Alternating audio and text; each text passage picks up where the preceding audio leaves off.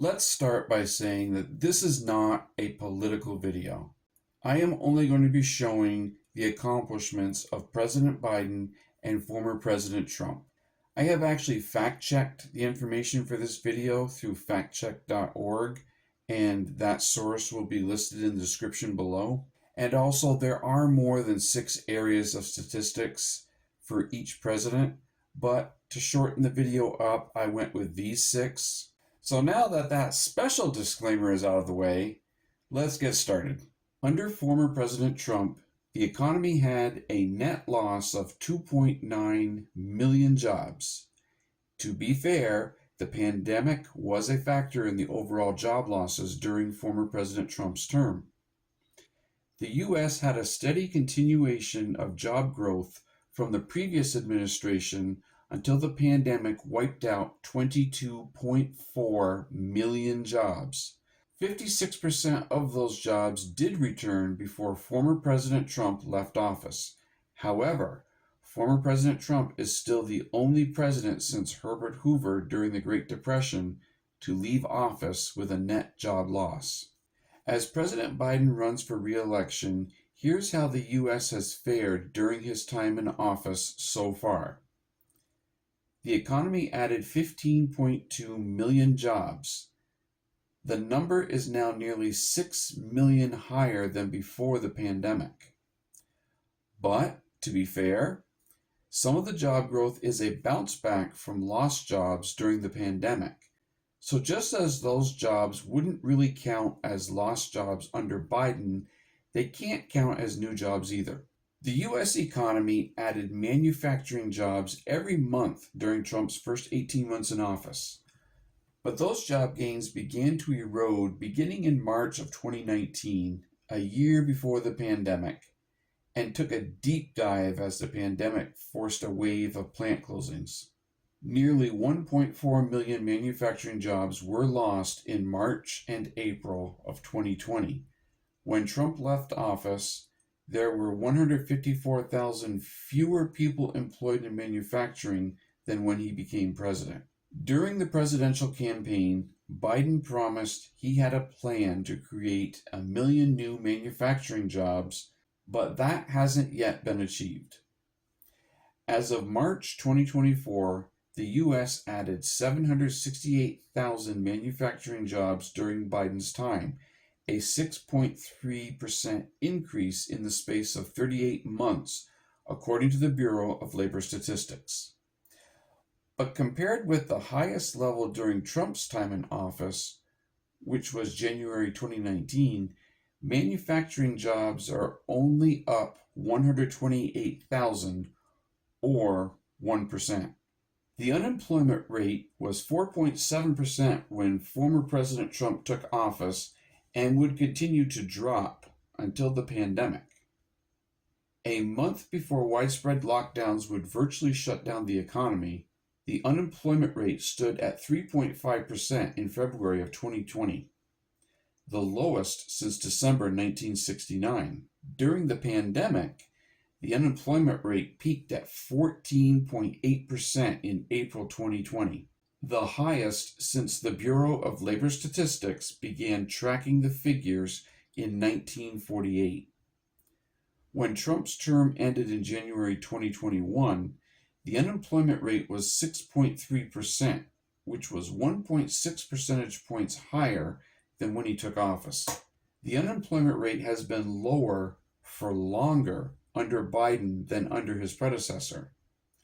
It hit the lowest point in over half a century in January 2023 and again in April of 2023 when it was 3.4%, the lowest since June of 1969. This March also marked the 28th consecutive month that the rate was at or below 4%. The longest such stretch under Donald Trump was 24 months, just before the pandemic sent the unemployment rate soaring. The rate was 3.8% last month, down 2.6 percentage points since Biden took office. Even before the COVID-19 pandemic, the U.S. economy began slowing down. The real inflation-adjusted gross domestic product, went up in Trump's first 2 years, peaking at an estimated 2.9% in 2018, the highest since 2005. But the economy grew only 2.3% in 2019, and the bottom just fell out in 2020. As a candidate and president, Trump promised the nation's economy would grow on an annual basis by 4% to 6%, but in actuality, it never topped 3%. Under Biden, the real gross domestic product, which is adjusted for inflation, increased 5.8% in 2021, 1.9% in 2022, and 2.5% in 2023. In the first quarter of this year, the economy grew at an annual rate of 1.6%. The 1.6% first quarter estimate was far below expectations. A day earlier, the Federal Reserve Bank of Atlanta's GDP Now model was projecting growth of 2.7%. The Bureau of Economic Analysis said the first quarter figures reflected a slowdown in spending. Under Trump, after-tax corporate profits set new records in the first 2 years of his presidency, but declined slightly in 2019 and fell further still in 2020, when the pandemic forced businesses to close, some permanently. Still, after-tax corporate profits were higher when Trump left office than when he arrived. Corporate profits hit a record $1.98 trillion in 2018, up from the previous record of $1.88 trillion set in 2017. Profits dipped in 2019 to $1.95 trillion and again in 2020 to $1.91 trillion. Despite the 2-year decline, after-tax corporate profits were 8.5% higher than they were in 2016, the year before Trump's inauguration. After 2 record-setting years under Biden, after-tax corporate profits dipped slightly in 2023. For the year, after-tax corporate profits set records in 2021 and 2022, according to the Bureau of Economic Analysis estimates. The BEA estimated that profits in 2023 were $2.97 trillion, slightly lower than the $2.98 trillion in 2022. Still, it was 36% higher than in 2020, the year before Biden took office. So, according to factcheck.org, the economy actually has not been tanked. Trump made no progress in erasing the debt, which the then presidential candidate once said he would probably do in 8 years. Rather, the amount the federal government has borrowed from the public went up by 50% during Trump's time in office, from $14.4 trillion on the day he was inaugurated to $21.6 trillion the day his successor was sworn in. Likewise, the debt as a percentage of the economy also grew under Trump, rising from 76.2% of GDP in fiscal year 2016 to 101.1% of GDP in fiscal year 2020, according to figures from the Office of Management and Budget. Under Biden, the public debt, which excludes money the government owes itself, has increased to about $27.5 trillion. That is more than $5.8 trillion, or roughly 27% higher than the public debt was when Biden took office. So neither president reduced the national debt. So overall, the economy has performed better under Biden than under Trump. More jobs have been created.